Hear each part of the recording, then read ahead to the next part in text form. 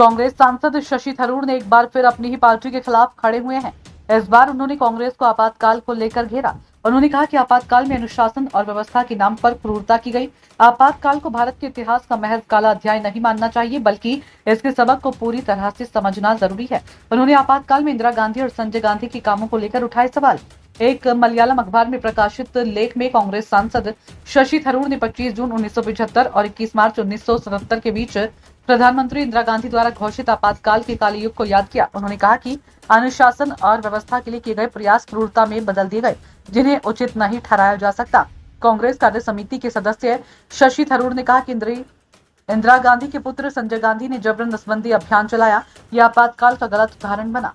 ग्रामीण इलाकों में मनमाने लक्ष्यों को पूरा करने के लिए हिंसा और जबरदस्ती की गई। नई दिल्ली जैसे शहरों में झुग्गियों को बेरहमी से ध्वस्त कर दिया गया और उन्हें साफ कर दिया गया। हजारों लोग बेघर हो गए, उनके कल्याण पर ध्यान नहीं दिया गया। उन्होंने कहा कि लोकतंत्र को हल्के में नहीं लिया जाना चाहिए। ये एक बहुमूल्य विरासत है जिसे निरंतर पोषित और संरक्षित किया जाना चाहिए। इसे दुनिया भर के लोगों के लिए एक स्थायी अनुस्मारक के रूप में काम करने दे। आज का भारत 1975 का भारत नहीं है। उन्होंने कहा कि हम अधिक आत्मविश्वासी, अधिक विकसित और कई मायनों में अधिक मजबूत लोकतंत्र हैं। फिर भी आपातकाल के सबक अभी भी चिंताजनक रूप से प्रासंगिक हैं। थरूर ने कहा कि सत्ता को केंद्रीकृत करने, असहमति को दबाने और संवैधानिक सुरक्षा उपायों को दरकिनार करने का प्रलोभन विभिन्न रूपों में फिर से प्रकट हो सकता है। अक्सर ऐसी प्रवृत्तियों को राष्ट्रीय हित या स्थिरता के नाम पर उचित ठहराया जा सकता है।